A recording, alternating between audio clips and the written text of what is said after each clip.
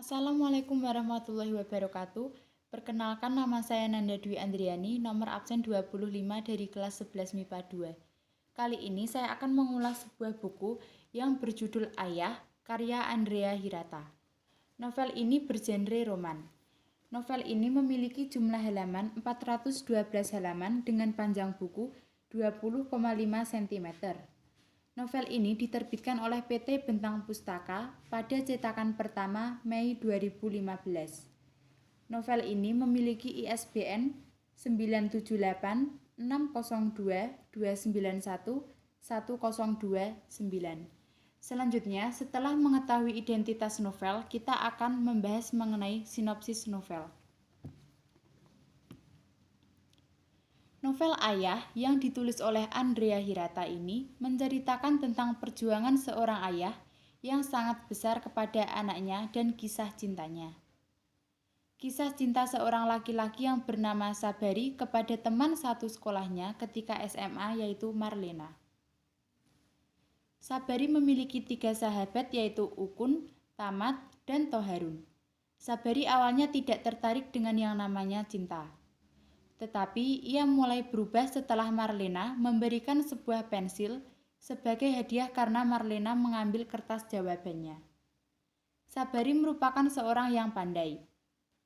Ia pandai berpuisi karena diwarisi dari ayahnya, dan dengan kelebihan itu, ia selalu membuatkan puisi cinta untuk Lena. Namun, Lena terus menolak bahkan menghinanya, karena Sabari sama sekali bukan tipe laki-laki idaman Lena. Kemudian, suatu hari, Sabari memutuskan untuk bekerja di perusahaan Batako milik Marconi, ayah Lena. Dan hal itu hanya dilakukan untuk mendekati anaknya. Semua yang dilakukan Sabari itu sia-sia, karena ternyata Lena sering gonta-ganti pasangan dan pulang larut malam. Suatu hari, Sabari mendengar Lena bertengkar dengan ayahnya. Pertengkaran itu karena ayahnya mengetahui bahwa Lena terjerumus ke dalam pergaulan bebas, yang menyebabkan ia hamil di luar nikah. Sabari yang mendengar hal itu kemudian mengorbankan dirinya untuk menikahi Lena. Ayah Marlena pun setuju. Tak lama kemudian, Lena melahirkan seorang anak yang diberi nama Amiru tanpa tahu siapa ayahnya. Dan sejak itu, Lena sering tidak pulang ke rumah, kemudian dia pun menceraikan Sabari. Sabari pasrah akan keputusan yang diambil Lena. Yang penting anaknya Amiru selalu bersamanya. Karena Sabari sangat menyayanginya walaupun Amiru bukan anak kandungnya. Suatu ketika, saat Amiru berumur sekitar 3 tahun, ia tengah bermain di taman bersama Sabari. Dan tiba-tiba, Lena pun datang bersama laki-laki lain untuk mengambil Amiru secara paksa. Setelah kejadian itu, Sabari menjadi kehilangan segalanya, mulai dari istri, anak, semangat hidup, bahkan kesadarannya. Setelah bercerai dengan Sabari, Lena menikah dengan laki-laki secara berturut-turut, dan sudah beberapa kali dia pindah dari satu kota ke kota yang lain. Tak lupa ia juga membawa Amiru selalu bersamanya.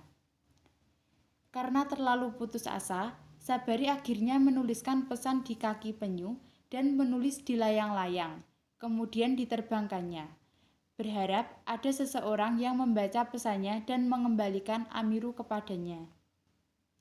Sampai-sampai Sabari pernah ditemukan di pasar dengan pakaian yang kumal dan tertawa jika melihat orang lain sedih, begitupun sebaliknya. Melihat Sabari seperti itu, 2 sahabatnya yakni Ukun dan Tamat rela pergi mencari Amiru dan Lena ke Sumatera dengan modal tekad dan surat-surat yang pernah Lena kirim ke Zuraida, sahabatnya. Setelah sekian lama berkelana di Pulau Sumatera, akhirnya Tamat dan Ukun berhasil menemukan Amiru dan Marlena. Kemudian mereka membawanya pulang ke Belitung. Sabari sangat senang akhirnya dapat bertemu dengan Amiru, karena hampir 8 tahun ia tidak bertemu dengan anaknya, yaitu Amiru. Pada akhir cerita, pada tahun 2013, Sabari meninggal dunia. Makamnya sering dilihat orang karena di pusarannya terdapat puisi Biarkan Aku Mati Dalam Keharuman Cintamu. Selanjutnya, pada tahun 2014, sebelum meninggal dunia, Lena berpesan kepada Amiru kalau dia ingin dimakamkan di dekat makam Sabari dan menulis sesuatu, yaitu Purnama ke-12. Setelah mengetahui sinopsis novel, saya akan mengulas mengenai keunggulan atau kelebihan novel. Yang pertama, novel Ayah ini sangat menghibur karena menceritakan kekonyolan beberapa tokohnya seperti Sabari, Ukun, Tamat, dan Toharun. Kedua, novel Ayah ini mengajarkan kita pentingnya arti cinta, perjuangan, pengorbanan, dan juga persahabatan. Ketiga, dalam novel ini, penulis memaparkan bermacam-macam karakter tokoh, tetapi tetap fokus pada tokoh utamanya, yaitu Sabari. 4. Setelah membaca novel ini, pembaca menjadi penasaran ingin mengetahui kelanjutan ceritanya seperti apa.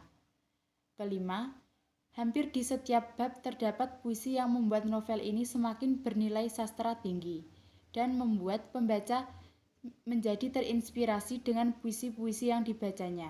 Salah satu contoh puisinya yaitu puisi yang berjudul adalah pada halaman 37 novel Ayah Andrea Hirata. Selanjutnya, kekurangan atau kelemahan mengenai novel. Yang pertama, pada bagian awal, penulis memaparkan dua alur cerita yang berbeda, sehingga membuat pembaca bingung saat pertama kali membaca buku ini. Kedua, alur ceritanya campuran, sehingga pembaca harus berpikir lebih lama untuk menyambungkan cerita antar perbabnya. Ketiga, pembawaan karakter tokoh dan penggunaan gaya penulisan membuat pembaca ragu antara sedih, senang, ingin menangis, ataupun tertawa. Keempat, terdapat beberapa pernyataan yang menurut saya terlihat berlebihan, seperti ungkapan terima kasih Sabari setelah selesai menyanyikan sebuah lagu di salah satu radio, yang memerlukan hampir 2 lembar halaman. Hal tersebut dapat menyebabkan pembaca merasa bosan dan jenuh.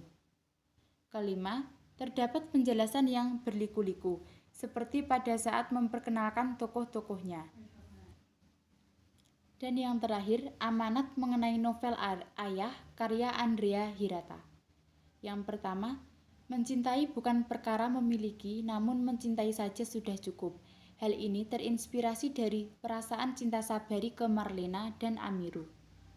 2. Jangan sepelekan niat baik yang mungkin tidak terlihat oleh manusia.